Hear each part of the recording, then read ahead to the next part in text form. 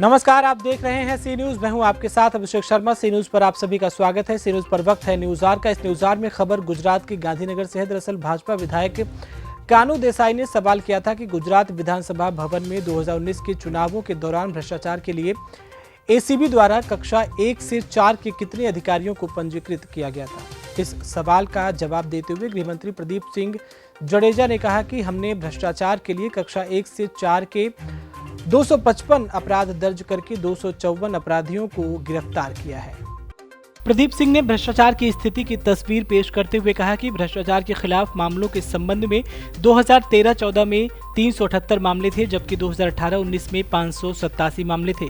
इस मामले के सामने आने के बाद कितने मामले सामने आए, ये बताते हुए जडेजा ने कहा कि अपराध की अपराध दर 2015 में 20% थी और 2020 में बढ़कर 43% हो गई है। कांग्रेस विधायकों पूजा राजवंश, विरजी थूमर, सीजे चावड़ा और अन्य ने शिकायत की है कि जनता द्वारा रिश्वत को दिए बिना जनता का काम नहीं होता है। इस पर प्रतिक्रिया देते हुए गृहमंत्री जडेजा ने कहा कि सरकार किसी भी परिस्थिति में भ्रष्टाचार का गवाह नहीं बनना चाहती है। यही वजह है कि न केवल अधिकारियों के खिलाफ कार्रवाई की गई है, बल्कि उनकी संपत्ति की खोज करके मामले बनाए गए हैं। अधिकारियों और कर्मचारियों को रुपए के अलावा 27 करोड़ की अनुपातहीन संपत्ति का पता लगाने के लिए मामले बनाए गए हैं। 86 करोड़ की वसूली की गई है। कितने पकड़े गए हैं, कांग्रेस का ये सवाल था। परश धनानी ने सवाल किया, सरकार ने कितने बिचौलियों और दलाल को गिरफ्तार किया है, लेकिन कितने पकड़े गए हैं। इस पर जडेजा ने कहा कि सरकार भ्रष्टाचार के मुद्दे पर किसी को रिहा नहीं करना चाहती है।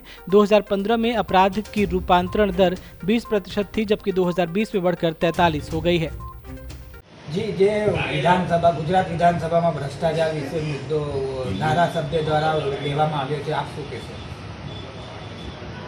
मैं इतना ही कहूँगा कि भय, भूख और भ्रष्टाचार की बात कर सत्ता में आने के बाद भारतीय जनता पक्ष के राज में जिस तरह से भ्रष्टाचार को बढ़ावा मिला है, मैंने ये सरकारी आंकड़े बताते हैं कि 20 से 22% 15-16 में भ्रष्टाचार का रेशो था, जो आज बढ़कर 43-45% हो गया है।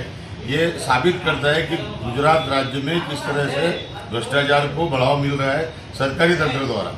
आज अब कोई भी डिपार्टमेंट में जाओ, मैं पुलिस की अगर बात करूं तो पुलिस के एक व्यक्ति में गया था कोई काम लेकर, तो उन्होंने मुझे कहा कि सुब्रत भाई आप तो सीनियर आदमी है, जब मंदिर में आदमी जाता है तो भगवान को प्रसादी देता है क्या नहीं। उसी तरह अभी ये सरकारी काम हो गया है कि मंदिर में जाओ तो प्रसाद चढ़ाओ भगवान को खुश करने के लिए। उसी तरह लाच देकर, रिश्वत देकर सरकारी काम निकालने की प्रथा सरेआम चल रही है पूरे देश में। गुजरात का एक नमूना है। रोज अखबार का पन्ना आप उठाएंगे तो रोज कोई ना कोई डिपार्टमेंट का अधिकारी, चाहे वो कारपोरेशन का हो, चाहे पुलिस का हो, चाहे रेवेन्यू डिपार्टमेंट का हो, चाहे एजुकेशन डिपार्टमेंट का हो, हर डिपार्टमेंट के लोग रिश्वत बिना काम नहीं करते हैं। और खुद धारासभ्य सवाल उठा रहे, कांग्रेस के हो, बीजेपी के हो, और बीजेपी के तो कई सारे हमारे दोस्त है, वो दबी स्वर में बोलते हैं कि सुब्रत भाई क्या करें, हमारे जैसे से मांगा जाता है तो आप लोग की क्या बात है। तो कहने का अर्थ यह है कि भ्रष्टाचार को बढ़ावा देने का काम बीजेपी सरकार कर रही है। भूतकाल में मुख्यमंत्री आनंदीबेन ने खुद कहा कि वचोटिया की वजह से हो रहा है, तो वचोटिया कौन है? कांग्रेस का आदमी तो वचोटिया हो नहीं सकता। इनके ही दलाली करने वाले लोग, इनके ही चमचगिरी करने वाले लोग वचोटिया का काम कर रहे हैं। वचोटियाओं का कई हिस्सा मैं तो समझता हूँ कि मंत्रालय तक जाता होगा, इसीलिए भ्रष्टाचार को बढ़ावा मिल रहा है। अगर सरकार चाहे, प्रदीप सिंह जाडेजा जी अगर सच्चे दिल से चाहेंगे कि भ्रष्टाचार को जड़ मूल से खत्म करना है, तो कोई माइकलाल भ्रष्टाचार नहीं करेगा। कोई भी व्यक्ति भ्रष्टाचार की सोच भी नहीं सकेगा, क्योंकि भ्रष्टाचार देने वाला भी गुनहगार और लेने वाले भी गुनहगार है। तो मैं सरकार से ये अपील करूंगा कि बहुत हो गया, अब तो कुछ करो। आपने सूत्र दिया है भय, भूख, भ्रष्टाचार, ना या भय खत्म हो रहा है ना भूख खत्म हो रही, और भ्रष्टाचार को दिन पर दिन बढ़ावा मिल रहा है। अन्ना हजारे ने कहा था कि मुझे पता चला है कि गुजरात में दूध की नहीं दारू की नदियां बहती है और मैं उसके लिए आंदोलन करूंगा। मगर अन्ना हजारे भ्रष्टाचार किंग, आज विरोधी किंग, भ्रष्टाचार की लड़ाई लड़ने वाले जिसको हम सम्राट कहते हैं, आज अन्ना हजारे भी गुजरात में गांधी आश्रम में आए नहीं और भ्रष्टाचार के खिलाफ उन्होंने कुछ आवाज उठाया नहीं। इसलिए साबित हो रहा है कि ये सब मिले जुले लोग हैं, ये मिले जुली सरकार चला रहे हैं। तेरी भी चुप और मेरे भी चुप।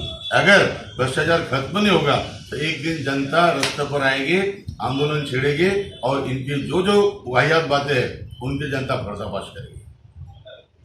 जी, मेरा नाम विलास पाटिल है। मैं सूरत शहर शिवसेना प्रमुख हूँ। और जैसे गुजरात विधानसभा में आपने अभी सुना ही होगा कि कांग्रेस के धारासभ्य ऐसा बता रहे हैं कि प्रसादी दिए बिना कोई भी काम नहीं होता है। और उसी में गुजरात के बीजेपी के विधायक है कनुभाई देसाई, उन्होंने भी कहा है कि भाई इस तरीके से करप्शन के बिना काम नहीं हो रहा। उन्होंने करप्शन का रेशो भी बताया गया है कि जो 2015-16 तक में जो 20% रेशो था करप्शन का गुजरात में, वो 43% के ऊपर चला गया है। हकीकत में 43% के ऊपर नहीं है, मैं बोलता 75 से 80% के आसपास है करप्शन का रेशो। आप कोई भी डिपार्टमेंट में देखिए कि करप्शन, लांच दिए बिना, करप्शन किए बिना वो काम होता ही नहीं है। बहुत से अधिकारी आप देख सकते हो कि जो आप करप्शन दिए बिना, अगर उनको आप पैसा नहीं देते हो कुछ काम करवाने के लिए, तो आपका काम इरादापूर्वक वो लोग डिले करते हैं कि जानबूझ के नहीं करते।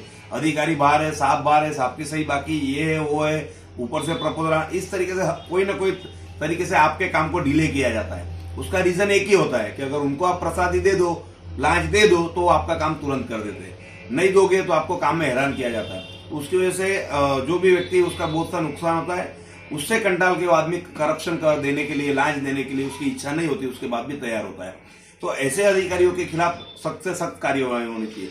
ऐसे तो गुजरात का करप्शन डिपार्टमेंट जो है, एंटी करप्शन डिपार्टमेंट, आप अगर 1064 नंबर डायल करोगे तो आपका एंटी करप्शन डिपार्टमेंट के हेड ऑफिस में आपका कॉल लगेगा और आपकी जो कंप्लेंट है आप उनको बता सकते हो। वहां से आपका नाम, आप किसको पकड़वाना चाहते हो, ऐसा कुछ भी नहीं पूछेंगे।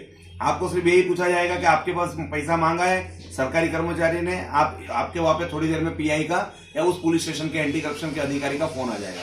और वही जो आदमी कंप्लेंट करता है उसके पास अधिकारी का सामने से फोन भी आ जाता है और वो ट्रैपिंग भी करते हैं। लेकिन उसमें उन लोगों की कंडीशंस है कि जिस तरीके से वॉइस होना चाहिए, जो आपसे करप्शन मांग रहा है उसका ऑडियो रिकॉर्डिंग, वीडियो रिकॉर्डिंग, ऐसे कुछ पुरावे होने चाहिए।